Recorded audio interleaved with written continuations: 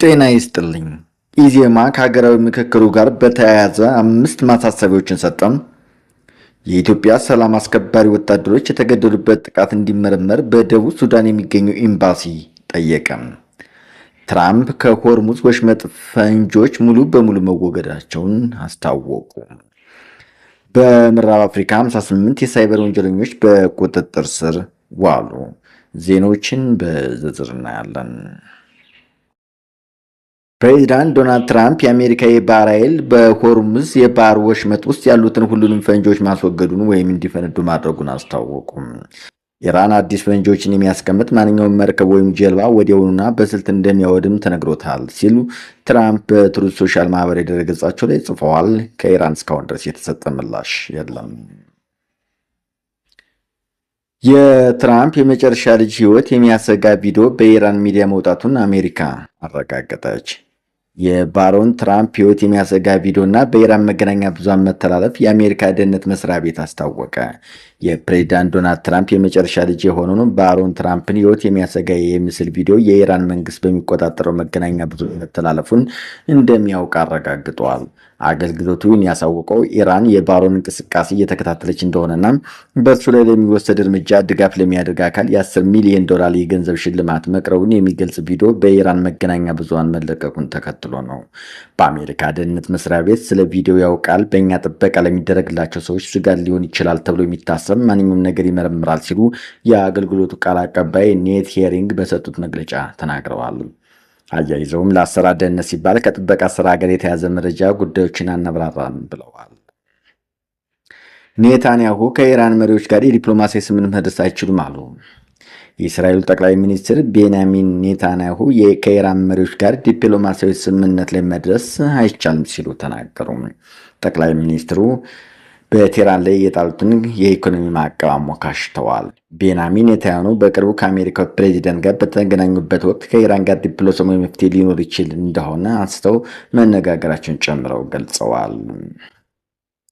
አሜሪካና እስራኤል በኢራን ላይ ጦርነት ከተከፈቱ በኋላ ኢራን ከፍተኛ መጠን ያለው ነዳጅና ጋዝ ከፋርስ ባህረ ሰላጤው ሀገር ወደ ቀሪው ዓለም የሚያስተላልፉበትን የሆርሙዝ ወሽመጥን በተደጋጋሚ ዘግታለች።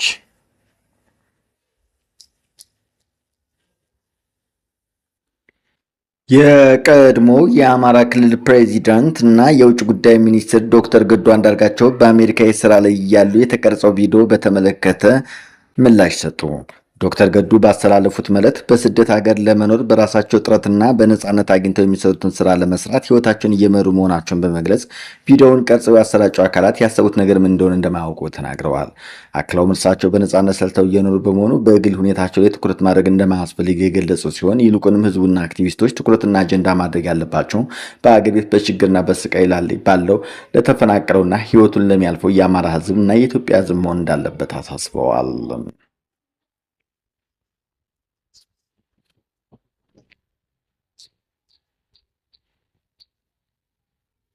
በቀድሞ የአማራ ክልል ፕሬዚዳንት አቶ ገዱ አንዳርጋቸው በአሜሪካን ሀገር ፓርኪንግ እየሰሩ የሚያሳይ ቪዲዮ ተለቆ በየቦታው መነጋገሪያ ሆኗል።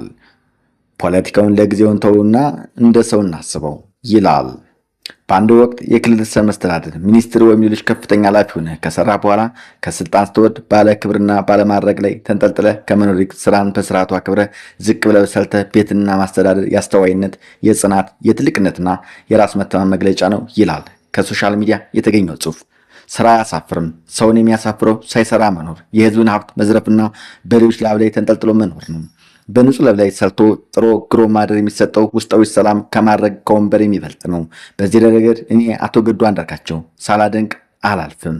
ስራ ክቡር ነውና። በመንግስት ሰራተኛ የኑሮ ጫና ላይ ጥያቄዎች እየቀረቡ ነው ተባለ። ኦባሳንጆ ትናንት መቀሌ ድንገት መጎብኘታቸውን የትግራይ ክልል አስታወቀ። የትናንቱ የኦባሳንጆ ጉብኝት ተከትሎ ክልሉ ትርጉም ያለው ታማኝ፣ ግልጽና ተጨባጭ ጊዜ ገደብ የተቀመጠለት በዓለም አቀፍ አጋሮች የሚደገፍ የሰላም ውይይት ለማድረግ በማንኛውም ጊዜና ሁኔታ ዝግጁ ነው ተናግረዋል። ከየት መጣሽ ነው የምትበጥ የአፍሪካ ህብረት ልዩ መልእክተኛ ኦሉሴጉን ኦባሳንጆ በቅርቡ በትግራይ ያደረጉት ጉብኝት በኢትዮጵያ ፌዴራል መንግስትና በትግራይ ክልል ባለስልጣናት መካከል ምንም አይነት አዲስ የውይይት ሀሳብ ወይም ተጨባጭ ውጤት ሳያመጣ መቅረቱን የትግራይ ክልል ባለስልጣናት አስታውቀዋል። የጥቅምት 2015 ዓ.ም ግጭት የማቆም ስምምነት ከሸመገሉ አደራዳሪዎች አንዱ የሆኑት የአፍሪካ ህብረት ልዩ መልእክተኛ የቀድሞው የናይጄሪያ ፕሬዚዳንት ኦሉሴጉን ኦባሳንጆ ባለፈው ሰኞ በትግራይ ዋና ከተማ መቀለ በመገኘት ከህዝባዊ ወያኔ ሓርነት ትግራይ ህወሓት ሊቀመንበር ዶክተር ደብረጽዮን ገብረ ሚካኤል ጋር ተወያይተዋል። የትግራይ ክልል መንግስት ከዚህ ቀደም ከተደረጉ ውይይቶች በኋላ ምንም አይነት ፍሬያማ ክትትል ባለመደረጉና የህወሓት ህጋዊና ፖለቲካዊ ህልውና ወደ ነበረበት እንዲመለስ ባለመደረጉ ቅሬታውን ገልጿል። የፌዴራል መንግስት ግን በዚህ ጉዳይ ላይ እስካሁን የሰጠው አስተያየት የለም። ከ600 ሺህ በላይ የሰው ህይወት ካጠፋው የ2 ዓመታት ጦርነት በኋላ በሁለቱም ወገኖች በኩል በድንበር አካባቢ የጦር ኃይል ክምችት እየተደረገ ሲሆን ሁለቱም ወገኖች አዲስ ጦርነት ለመቀስቀስ እየተንቀሳቀሱ ሲሉ እርስ በርሳቸው ይካሰሳሉ። የፕሪቶሪያውን ግጭት የማቆም ስምምነት ሙሉ በሙሉ ለመተግበርና አዲስ ግጭት እንዳይፈጠር ዋናው እንቅፋት ምንድን ነው ብለው ያስባሉ? ይላል ዶይቼ ቬለ የጀርመን ድምፅ። የዘንድሮ የ12ኛ ክፍል ብሔራዊ ፈተና ውጤት ይሻላል ግን በቂ አይደለም ተባለ።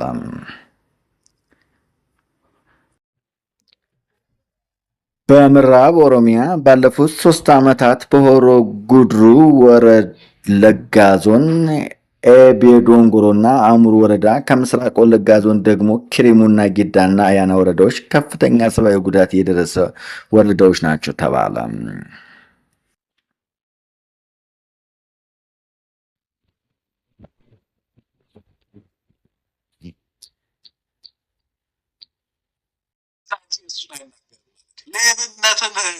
ሌብነትን ክቡር ሙያ አድርጎ ሀገር መስረቅን ከወገር መስረቅን ክቡር ሙያ አድርጎ የሚሰራ ሰው ለማሸማቀቅ የሚፈጃቸው ሐኪሞች የተባለ ብዙ ማለት አያስፈልግም። ነገር ግን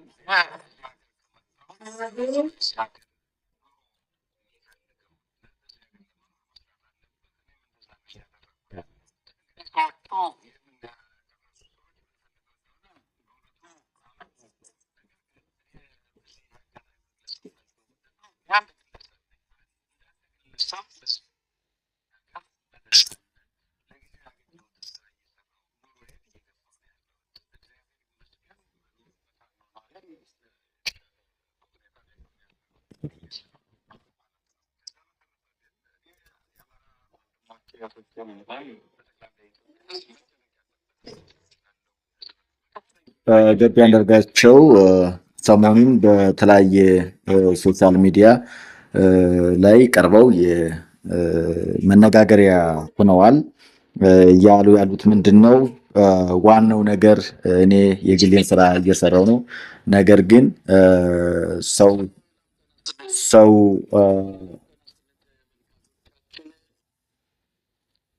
ዛሬ የቀድሞው የአማራ ክልል ፕሬዚዳንት አቶ ገዱ አንዳርጋቸው በአሜሪካ ሀገር ፓርኪንግ እየሰሩ የሚያሳይ አንድ ቪዲዮ ተለቆ በየቦታው መነጋገሪያ ሆነዋል። ወዳጅ ይለናል ናትናኤል መኮንን። ፖለቲካውን ለጊዜው እንተውና እንደ ሰው እንስበው። በአንድ ወቅት የክልል ርዕሰ መስተዳድር ሚኒስትር ወይም ሌላ ከፍተኛ ኃላፊ ሆነህ ከሰራ በኋላ ከስልጣን ስትወርድ ባለፈ ክብርና ባለማድረግ ላይ ተንጠልጥለ ከመኖር ይልቅ ስራን በስርዓትነቱ አክብረህ ዝቅ ብለህ ሰርተህ ቤተሰብን ማስተዳደር የአስተዋይነትና የጽናት የትልቅና የራስ መተማመን መገለጫ ነው። ስራ አሳፍርም። ሰውን የሚያሳፍረው ሳይሰራ መኖር የህዝብን ሀብት መዝረፍና በሌሎች ላብ ላይ ተንጠልጥሎ መኖር ነው። በንጹህ ላብ ላይ ሰርቶ ጥሮ ግሮ ማደር የሚሰጠው ውስጣዊ ሰላም ከማዕረግና ከወንበር የሚበልጥ ነው ብለዋል። በዚህ ረገድ እኔ አቶ ገዱ አንዳርጋቸው ሳላደንቅ አላልፍም ሲልም አስተያየቱን ሰጥቷል። በግሌ ከአቶ ገዱ ጋር በፖለቲካ ላስማማች እንችላለን። አንዳንድ አቋማቸው ላይ መቸኝ ይችል ይሆናል። ይህን ግን እንደ ሰው የሚያሳየው ጽናት፣ ቆራጥነት እንዳላከብር አያደርገኝም። ይህ ለአሁን ባለስልጣን ላሉ ሚኒስትሮች፣ ከፍተኛ ኃላፊዎችም ትልቅ ትምህርት ነው። ስልጣን ዘላለሙ አይደለም። ወንበርም የማንም ቋሚ ንብረት አይደለም። ዛሬ ሚኒስትር የሆነ ነገ ተራ ዜጋ ይሆናል። ስለዚህ ስልጣን ላይ ሳላችሁ ለነገ የሚቀርብላችሁን የሰበሰባችሁን ሀብት ሳይሆን በንጹህ እጅ ህዝብን ያገለግላችሁበት ታሪክና ክብር ነው። ከስልጣን በኋላ በገዛ ላብህ በምትበላበት ስራ መስራት አያሳፍርም።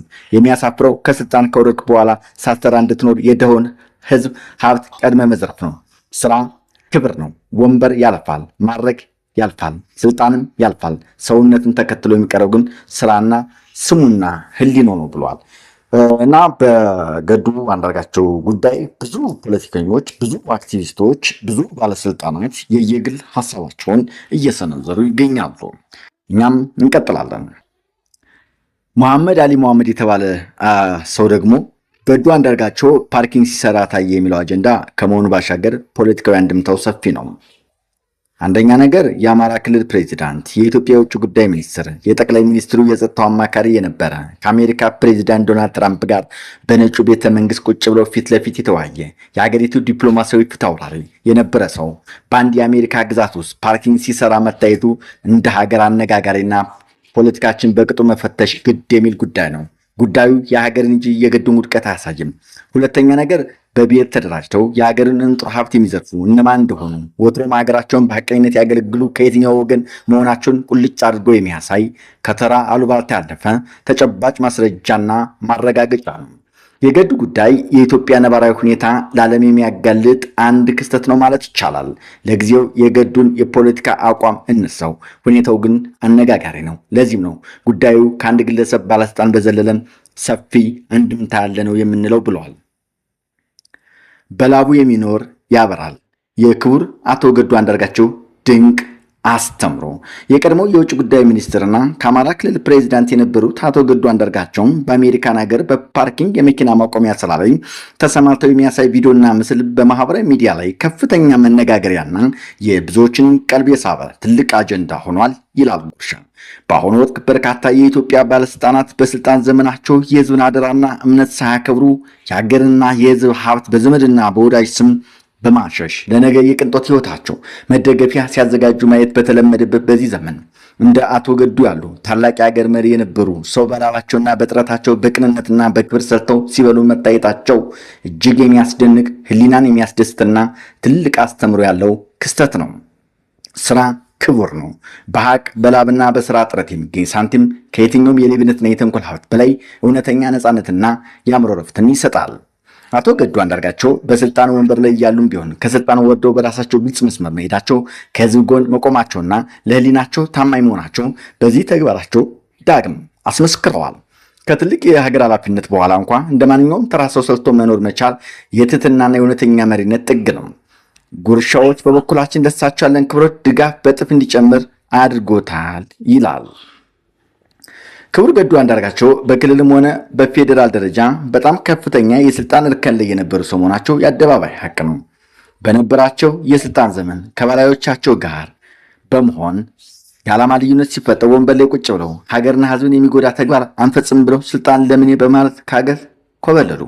በእሳቸው ደረጃ ስልጣን የነበረ ሰው ቀርቶ አንድ ተራ የቀበሌ የወረዳ አስተዳደር እንኳን የሚፈልገውን ያክል ሀብትና ንብረት በቀኝ እስኪል እንደሚዘርፍ የሚታወቅ እውነታ ነው። ክቡር አቶ ገዱ የተጣለባቸውን ኃላፊነት ለግል ጥቅም ማጋበሻ አላደረጉትም።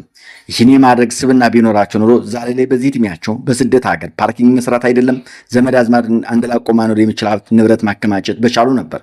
እሳቸው ግን የመረጡት ይህን ሳይሆን ስልጣን ህዝብ ማገልገያ እንጂ ሀብት ንብረት ማካበቻ መሳሪያ እንዳልሆነ ጠንቅቀው ተረድተው በተግባር ለዓለም እያሳዩ ይገኛሉ። በዚህም ህሊና ያለው ሰው በሙሉ ሲያመሰግናቸው ይኖራል። ክቡር አቶ ገዱ ልንማራቸው የሚገቡ ነጥቦች ስልጣን ለብር ሳይሆን ለህዝብ ጥቅም መዋልን፣ ለግፈኛ ተባባሪ መሆን ሳይሆን ለህሊና መስራትን፣ ስራ መናቅ ተገቢ እንዳልሆነ ከልብ ያስመሰግናቸዋል። የገዱ አንዳርጋቸው የፓርኪንግ ፖለቲካ ሰሞኑን የተለቀቀው የገዱ ቪዲዮ የደመነፍስ ፖለቲካ ዋና መከራከሪያ ሆነዋል። የእኛ ሀገር ጥሬ ፖለቲከኞች ፖለቲካ የሚያደርጉት ምንም ነገር የለም፣ አበላልህም አረማመድክም ሁሉ ነገር ሁሉ ፖለቲካ አድርገው ያራዱሃሉ ይላል ሶቅራጥስ የተባለ ጸሐፍት። እንደኛው በስልጣን ዘመን የዘረፈው ትልቅ ገንዘብ እንዳይታወቅበት ሽፋን ሊሰራ ይችላል ብሎ የሴራ ፖለቲካ ለመስራት ይሞክራል።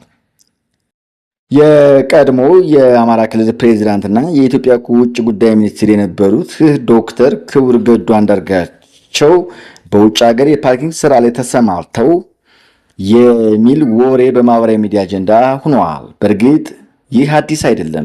ገዱ በፓርኪንግ ስራ ላይ ተሰማርቷል የሚል ወሬ ከዚህ በፊትም ተወልቶ እንደነበር እናስታውሳለን። ወሬውን ተከትለው የተለያዩ ሰዎች የተለያዩ አስተያየት እየሰጡ ይገኛሉ። አንዳንዶች ገዱ በስልጣን ላይ እያሉ ሙስና ውስጥ ስላልገቡ ነው የመሰለ ስራ የሚሰሩት በማለት ያደንቁታል። የአሁኑ ስራዎች ያበረታታሉ። ድጋፍ እናሰባስብላቸው የሚሉም አሉ።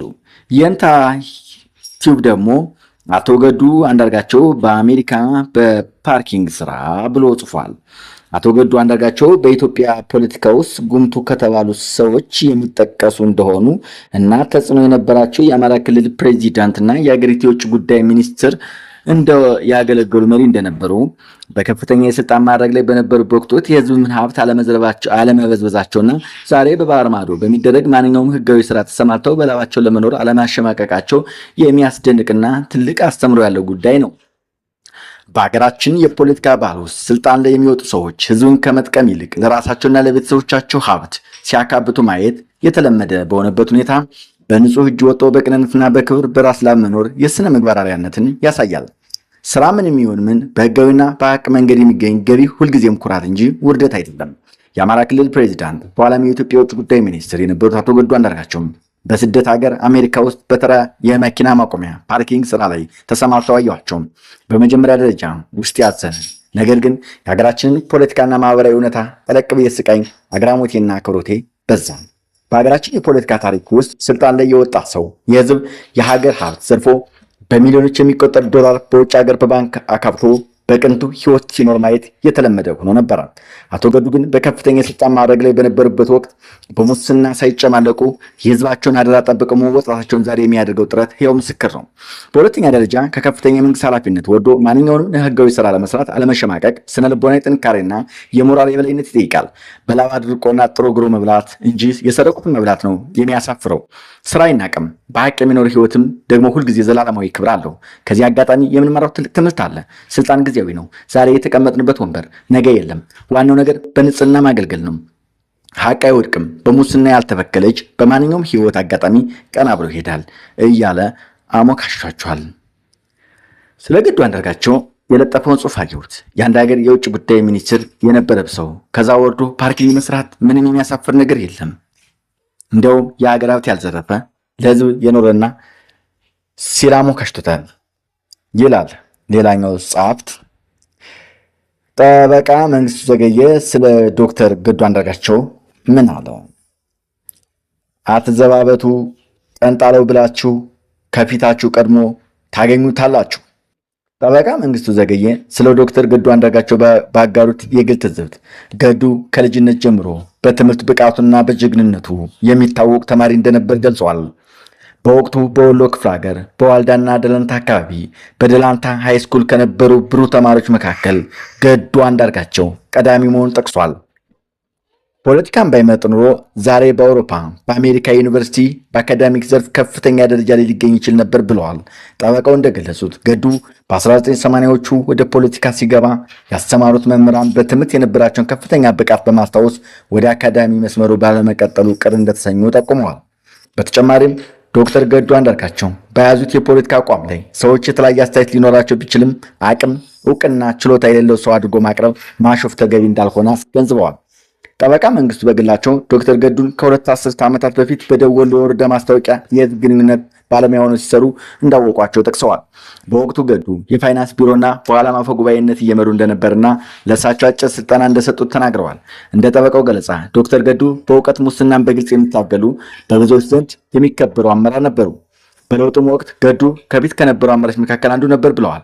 በመጨረሻም አንድ ሰው በህይወቱ የሚሰራውን ስራ በመናቅ ወይም በማንቋሸሽ መፍረድ ተገቢ እንዳልሆነ ጠበቃ መንግስቱ ገልጸዋል። በፖለቲካ አቋም መለያየት ቢኖርም አንድ ሰው በሚሰራው ስራ ማዋረድ ሞራላዊ አይደለም ብለዋል። አቧራ አራግፎ ከፊት ቆሞ ታገኘዋለህ ሲልም ማርክ ማይወርድ ሲል ገልጾታል። ክቡር ገዱ አንዳርጋቸው ጠላቶችህ ያዋረዱህና ምስጢርህን አውጥተው የተናገሩ ስብናህን ያዋረዱ ቅስምን የሰበሩ መስሏቸው በሶሻል ሚዲያ ላይ እያዘዋወሩ ያለው ቪዲዮ ተመልክተናል። ምንም ስታደርግ አላየንም። ስራ ስትሰራ ብቻ ነው ያየነው። ስራ ክቡር ነው። የማያልፍ ቀን የለም። እመነኝ፣ ታሪክ ይቀየራል። ንጹህ ሕሊናና ባዶ ኪስክን ይዘህ የተሰደቅ ሰው መሆንክን ብቻ ሳይሆን የስራ ሰው መሆንክንም ፊዚካሊ ፊት የሆነ ቁመና ያለ ሰው መሆንክን የሚመሰክር ቪዲዮ ነው የተለቀቀው። ክብርህን ሽጠ ሕሊናን ኪራይ ሰጠ ለዚያ ሰው አይደለም አሸርግደ ከምትበለው የደም እንጀራ ይልቅ ፓርኪንግ ሰርተህ ወዛደር ለባደር ሆነ የምትበላ ቆራሽ እንጀራ ሰላም አላት። ቪዲዮውን ስትሰርቅ ሳይሆን ስራ ስትሰራ የተቀረጸ ቪዲዮ ነው። ችግር የለውም። ያለው ደግሞ ሌላ ሰው ነው። ስለዚህ ክቡራትና ክቡራን ስለ ገዱ አንዳርጋቸውና ሌሎች ዜናዎች ይዘናቸው የቀረብናቸው ዘገባዎች በዚህ ልቋጭ። ገዱ አንዳርጋቸው እናመሰግናለን። ብዙ ሰዎችን የእሱን አርአያ ሊከተሉ እንደሚገባ ማሳሰብ እንወዳለን። ክብር ለሚገባው ክብር መስጠት ተገቢ ነው። በዚህ ልክ ማህበረሰቡ ሁኔታ በጣም ለስራ ያለው ክብር ተቀይሯል ማለት ይቻላል። ምክንያቱም ይህን ቪዲዮ የለቀቀው ሰው ምናልባት ያሰበው የነበረው እንዲዘባበቱበት እንዲናቅ ነበር ያሰበው፣ ግን ካሰበው በተቃራኒ ነው ያገኘው የሶሻል ሚዲያው እንትን። ምክንያቱም ስራ ክቡር ነው፣ በመሰረቱ ስራ ክቡር ነው። በኢትዮጵያ ግን ሰርቶ ለፍቶ ጥሮ ማደርን እንደ ነውር የሚቆጠር ነገር ግን መኪና፣ ቪላ የትም አምጪ ዱቄቱን ፍጩ ብሎ ሰርቆ በዝብዞ የሰው ደም አፍሶ ሰው ገሎ ሰው አሰቃይቶ ሰው አስርቦ በሌላው በድኸው ሱቅስቅታ በድኸው መከራ ላይ ሀብትን መጎናጸፍ፣ ቪላ ቤት መስራት፣ መኪናም ይዞ መንሸራሸር